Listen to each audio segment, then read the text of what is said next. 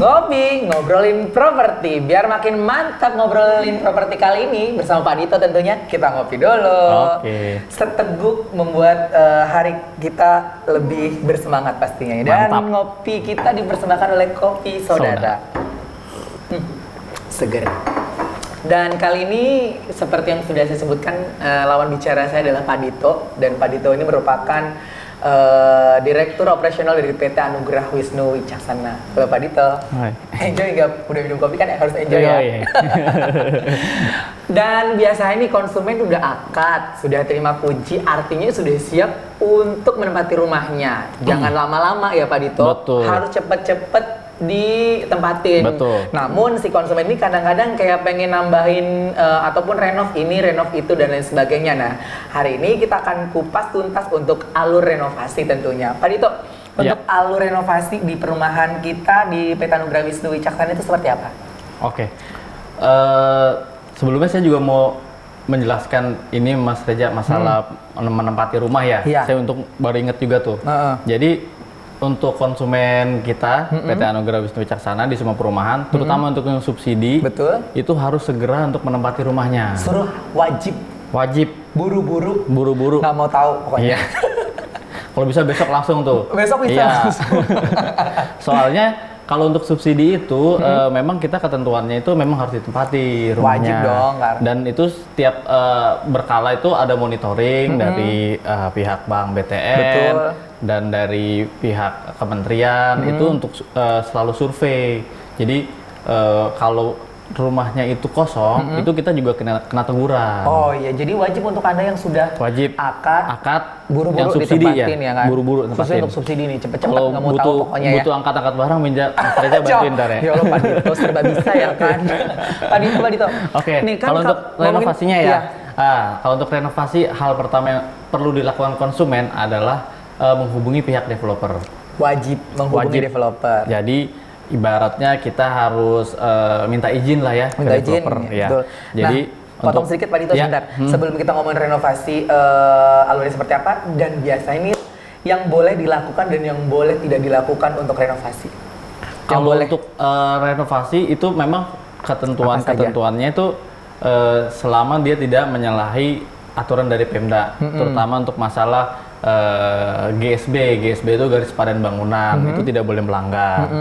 Terus untuk ketentuan lain sebenarnya ntar ada. Jadi makanya kalau untuk mau renovasi selain ntar hubungi developer, itu konsumen wajib untuk mengurus IMB itu ke kecamatan setempat. Ya, jadi secara legalnya itu konsumen harus ngurus dulu nih IMB-nya gitu kan. Nah itu gampang kok, ngurusnya juga gampang, juga kecamatannya kan deket. Jadi konsumen cukup datang bawa IMB-nya yang lama. Jadi Pak, ini saya mau renovasi menambah bangunan segala macam. Nanti dari situ ada arahan dari kecamatan setempat gitu. Nah kalau untuk dari kitanya, asal kita udah oke nih, silakan Bapak Ibu untuk merenov rumahnya sendiri gitu. Nah biasanya kan yang direnov tuh banyak ya, mau bikin dapur, mau bikin apa lagi. Nah apakah dari developer itu sudah menyediakan kira-kira kalau bikin ini biayanya berapa gitu? Sudah ada informasinya belum Pak Dito? Bener Mas Reza. Makanya untuk datang ke developer itu kita juga di situ nanti kita memberikan arahan. Jadi kita udah punya tim lapangan. Di situ tim lapangannya pun kita sudah mengatur atau sudah memberikan arahan untuk masalah harga atau biaya. Jadi supaya konsumen itu juga udah tahu gambaran biayanya seperti apa. Dan untuk teknis pengerjaannya pun nanti akan dibantu oleh tim lapangan gitu. Jadi makanya untuk pertama kalinya datang dulu ke developer.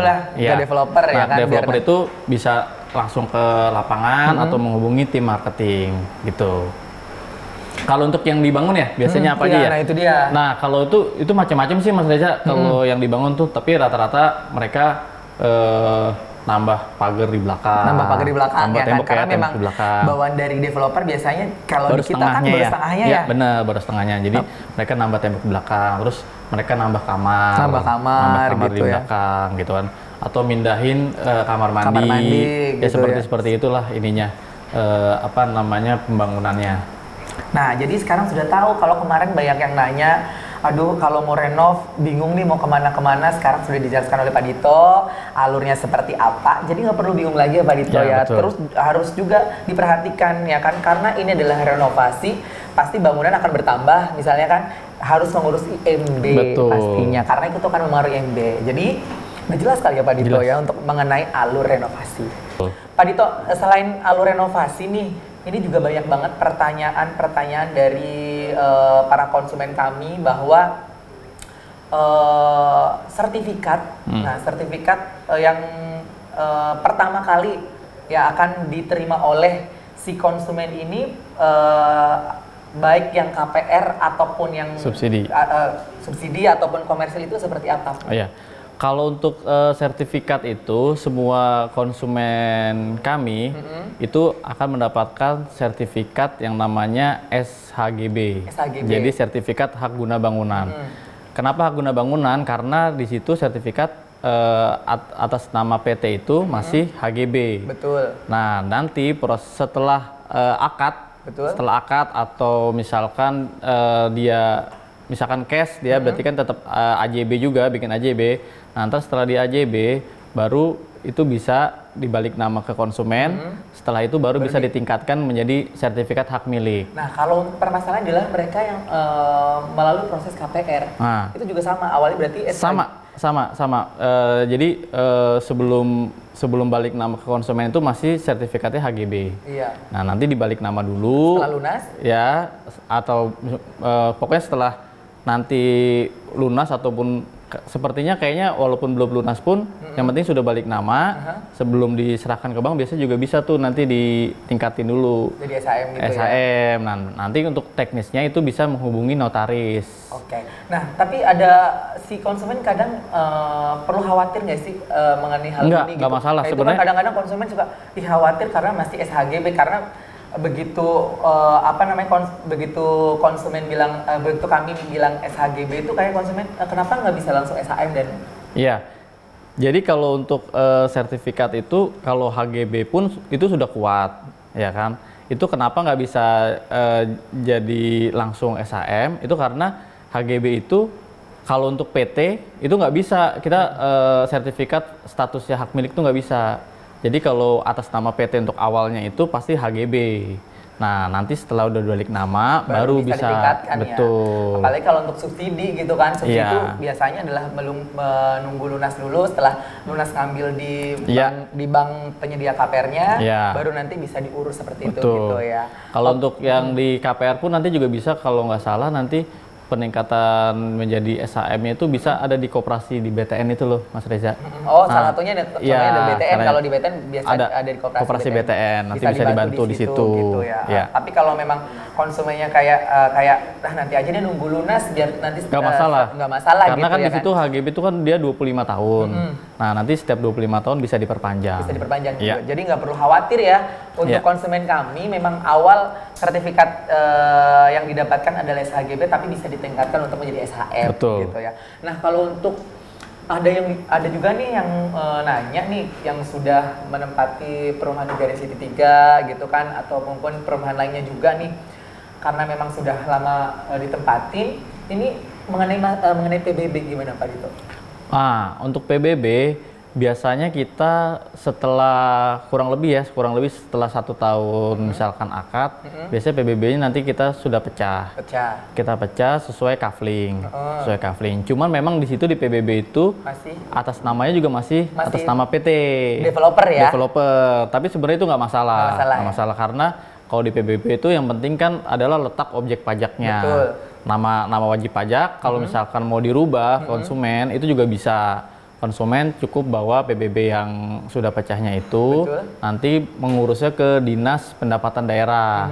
Di situ konsumen bawa PBB yang lamanya disertai dengan AJB atau sertifikat yang sudah balik nama atas nama konsumen. Nah, gitu. Jadi untuk Anda juga nih udah ada informasi mengenai PBB. Jadi awal tuh masih tetap nama developer, tapi kalau memang konsumen akan balik nama sendiri juga bisa gitu ya? Iya, bisa. Nah, bisa. Terus ada lagi nih. Apa lagi nih? Banyak banget kayaknya Mas Reza. Banyak banget soalnya pertanyaan-pertanyaan baik yang dari lapangan ataupun dari sosial media kita Pak Dito gitu. ya kan. Nah, salah satu pertanyaan yang ada lagi adalah mengenai masalah TPU. TPU ya? Ya, TPU kan, itu karena mungkin baru ada yang belum tahu misalkan TPU itu apa? TPU itu adalah tempat pemakaman umum. Jadi memang developer itu wajib untuk menyediakan lahan TPU. Lahan TPU-nya sesuai dengan peraturan daerah itu, developer wajib menyerahkan 2% dari luas tanah keseluruhan yang dimiliki si developer di proyek tersebut. 2%? 2%. Dan untuk lokasinya Pak? Nah, kalau untuk lokasinya kita sesuai dengan arahan Pemda. Jadi kita nggak bisa tuh tentuin di mana, tentuin di mana nggak bisa. Samping perumahan nggak bisa. Jadi bisa ya, memang sudah ditentukan. Pemda gitu ya? itu sudah mempunyai rencana-rencana tanah-tanah yang mau dijadikan lahan TPU. Nah, di situ nanti kita berkoordinasi sama Pemda itu, kita sudah dapat rekomendasi untuk beli tanah di situ, baru kita beli di situ. Setelah itu kita urus surat-suratnya dan tanah tersebut kita serahkan ke Pemda. Seluas 2% tersebut. 2% dari seluruh luas dari perumahan itu. Ya. Nah, kalau untuk Garden City 3 sama Samandra nih. Kalau Garden City 3 sama Samandra itu kemarin kita untuk lahan TPU-nya kita di Sukarahayu. Sukarahayu. Ya. Nanti kalau untuk detailnya nanti bisa tanya sama kantor mungkin bisa ya. Nah, cuman masalahnya kalau untuk kayak di Sukarahayu pun itu juga belum lahannya belum